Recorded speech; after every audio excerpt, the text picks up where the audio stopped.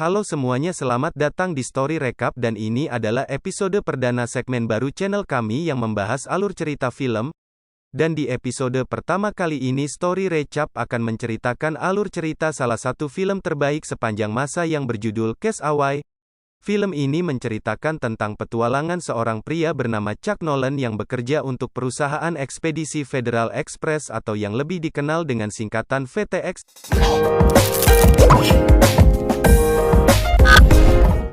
Cerita film ini diawali ketika ia berkunjung ke kota Moskow, Rusia. Ia menyempatkan diri untuk mendidik para staf FTX di sana. Dia menekankan bahwa hal yang paling penting dalam perusahaan ekspedisi adalah kecepatan dan ketepatan waktu. Untuk memberikan contoh nyata kepada para pegawai PT di Rusia, dia membuka paket yang dia kirim sendiri dari markas FTX yang berada di kota Memphis, Amerika Serikat, yang setelah dibuka ternyata paket tersebut berisi sebuah timer. Ia kemudian menghentikan timer tersebut pada waktu 87 jam 22 menit dan 17 detik, yang menurutnya adalah waktu pengiriman yang sangat lambat karena bisnis utama FTX adalah mengirimkan paket dalam semalam atau 24 jam. Sehari setelah murka kepada para staf di Rusia, Chuck kembali ke Amerika untuk acara makan malam Natal bersama keluarga dan kekasih tercintanya Kelly. Namun di tengah acara makan malam yang harmonis, dia mendapatkan pesan bahwa ia harus pergi ke Malaysia untuk urusan pekerjaan. Chuck kemudian pamit kepada Kelly dan berjanji akan kembali pada malam tahun baru. Kelly kemudian mengantar Chuck ke bandara. Sebelum keluar dari mobil, mereka sempat bertukar kado Natal. Kelly memberi Chuck sebuah jam antik peninggalan keluarganya yang berisi foto dirinya, dan Chuck memberikan sebuah kotak hadiah berukuran kecil kepada Kelly. Kemudian Chuck berpamitan kepada Kelly dan bergegas menuju pesawat kargo yang akan ditumpanginya. Setelah beberapa saat tertidur di dalam pesawat, Chuck terbangun lalu segera meraih kantongnya dan mengambil jam pemberian Kelly. Dia mengamati jam itu perlahan dan tersenyum lalu meletakkan jam pemberian Kelly di samping kursi pesawatnya. Lalu ia bergegas menuju kokpit pesawat dan di sanalah ia mulai merasa ada sesuatu yang akan terjadi. Para pilot dan kopilot terlihat sedang berusaha mengontak daratan dengan radio. Namun mereka tidak menerima balasan sedikit pun. Terlihat di radar pesawat ada sekumpulan awan badai yang sangat dahsyat berada di jalur pesawat kargo tersebut. Sang pilot menjelaskan kepada Chuck untuk menghindari badai.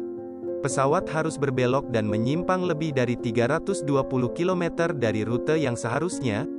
Kemudian sang pilot memperingatkan Chuck untuk kembali duduk dan memasang sabuk pengaman karena pesawat akan mengalami turbulensi yang sangat besar.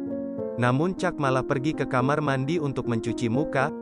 Tak lama setelah Chuck mencuci muka, dengan tiba-tiba pesawat terhentak dengan dahsyat.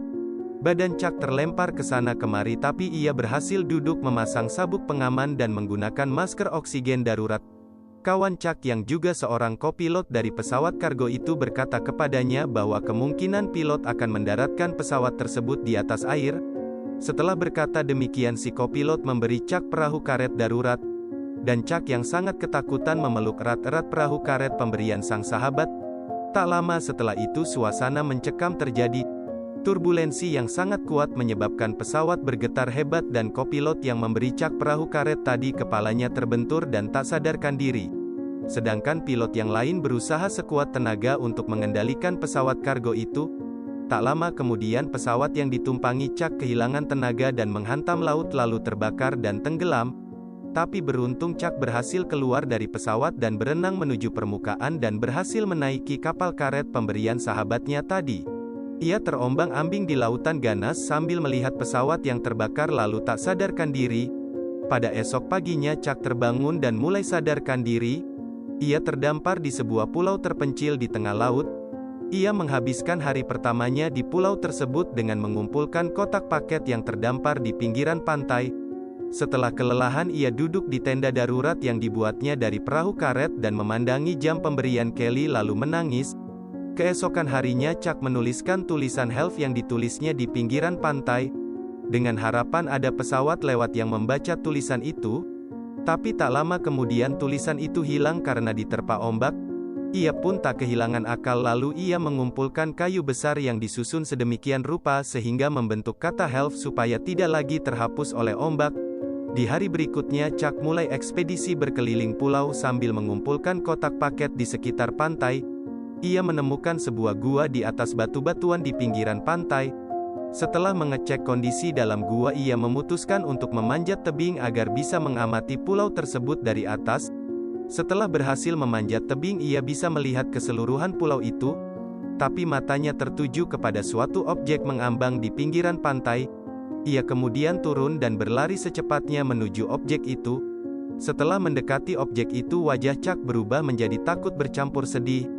Ternyata objek yang mengambang itu adalah mayat sahabatnya yang juga kopilot di pesawat kargo yang ditumpanginya. Ia kemudian membawa mayat sahabatnya ke darat, lalu melepas sepatu dan mengambil senter lalu menguburnya di bawah batu besar dan kemudian menuliskan namanya di sana. Keesokan harinya ia bertekad untuk pergi dari pulau terpencil itu dengan cara mendayung perahu karet. Tapi sayangnya ombak dan badai terus-terusan menghantam perahu karetnya sehingga ia terpental dan kakinya terluka oleh terumbu karang.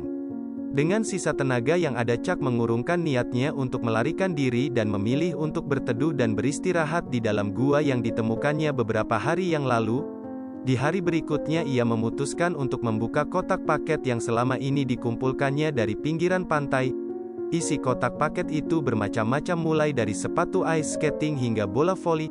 Insting bertahan hidup Chuck mulai tumbuh. Ia berusaha untuk menyalakan api dengan kayu selama seharian tapi tak berhasil, yang ada malah tangannya terluka dan berdarah. Ia pun marah dan menendang semua objek di sekitarnya lalu melempar bola voli yang berada di sampingnya.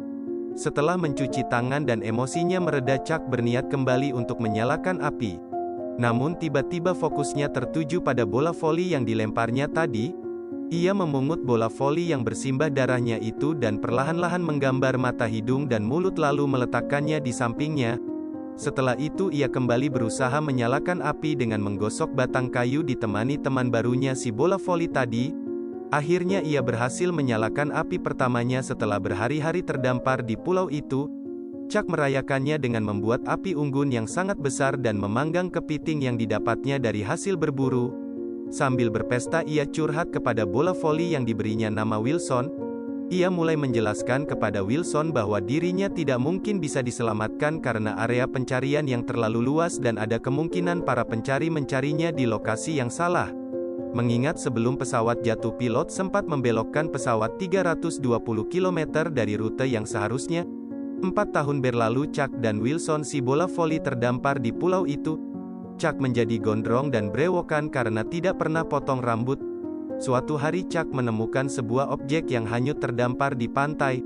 Setelah diselidiki, objek itu ternyata adalah bagian tembok toilet umum portable yang sudah terpotong separuh.